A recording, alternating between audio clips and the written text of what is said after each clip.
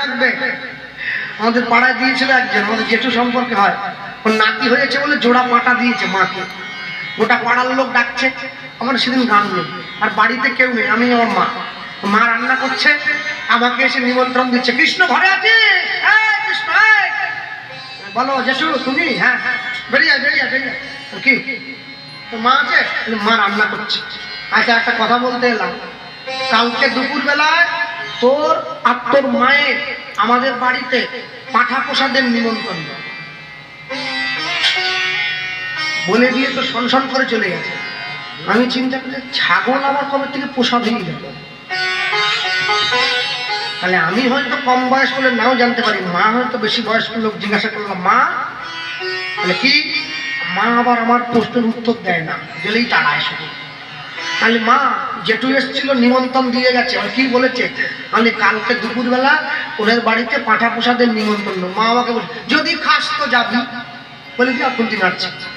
আচ্ছা মা, ছাগল কবে থেকে প্রসাদ হয়ে গেল? যেই বলেছে রেগে গেছে, যে তোকে নিমন্ত্রণ দিয়ে গেছে তাকে গিয়ে বলবে যা দূর হ। তা আমি হরিনাম গাই, আমি কি আর ছাগল খাবো?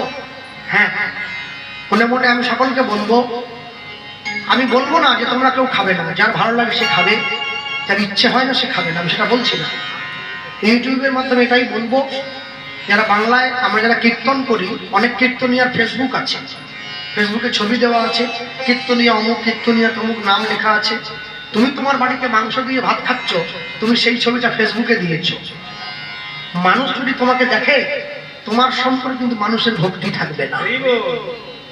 এইসব ছবি ফেসবুকে দেবে না। তুমি খাচ্ছ খাও, না না, ছবিটা ফেসবুকে দিচ্ছ কি জন্য? সোশ্যাল মিডিয়া গণমাধ্যমে প্রচার করছো কি জন্য? সারা পৃথিবীর মানুষ তোমার দেখতে পাচ্ছে।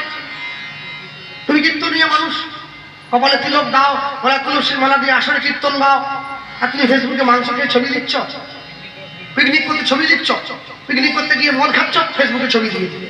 তুমি বিরাট কাজ করছি। মনে রাখবে, তা আমি কীর্তন করি, আমি ছাগল খাই না। পরের দিন সকালবেলা জেঠু দেখি আমার বাড়ির সামনে দিয়ে বাজারের ব্যাগ নিয়ে যাচ্ছে, যেইখানে বাঘের ভয় সেইখানে ব্যাস মুখে মুখে পড়ে, কিরে এই কৃষ্ণ গেলি নি? কালকে যা ভালো রান্না হয়েছিল না, আঙুল চেটে খেতে। আমি বললাম জেঠু আমরা হরিনাম গাই, আমরা কি ছাগল খাবো? ওটা নিরামিষ, নিরামিষ।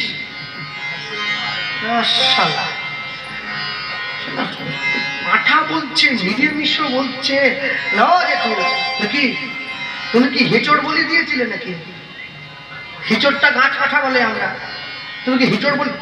তুই শুধু কীর্তনই করে গেলি রে, বুদ্ধি হলো নি তোর। ওরে বোকা ছেলে, পাঠা পাঠা, পাঠাও বলছে, নিরামিষও বলছে। কি বলছো কি নিরামিষ বলছো কেন? ওরে পেঁয়াজ রসুন পড়েনি রে, শুধু আদা দিয়ে হয়েছে। কি শয়তান, কি শয়তান! হ্যাঁ, এগুলো বামুনদের বদমাশি, ওরা খাবে বলে বানিয়েছে।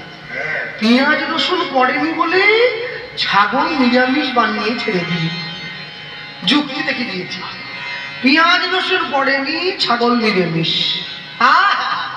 কি ভালোবাসা, একবারে ভালোবাসা উঠে পড়ছে। হ্যাঁ, বাঙালির ভালোবাসা, সকালে বলে আই লাভ ইউ, বিকেলে বলে আই হেট ইউ। ওরে ভালোবাসা রে, কি ভালোবাসা! মনে রাখবে, আমি যেমন মায়ের সন্তান, তোমরা যেমন মায়ের সন্তান, ছাগলও মায়ের সন্তান। মা কোনোদিন সন্তানের রক্ত খায় না। মা হচ্ছে পরম বৈষ্ণবী, সে কোনোদিন সন্তানের রক্ত খাবে না। আর যদি আজকে শ্মশানে বসে আমরা শুনছি হরিনাম সংকীর্তন, পাশে মায়ের স্থান, শ্মশানে কোনোদিন ভূত থাকে না, এই ভ্রম বাদ দাও। শ্মশানে মহাদেবের বাস, মহাদেব নাম গায়। ভূত তো আমরা নিজে, পঞ্চভূতে গড়া এই দেহ, আর পঞ্চভূতের দেহ সেই দেহ ভূতের দেহ নয়। এই মায়ের পাশে বসে একজন অনুরোধ জানিয়েছিল মহালয়াটা করার জন্য, তাই বলতে গিয়ে বলবো, তুমি যার জন্য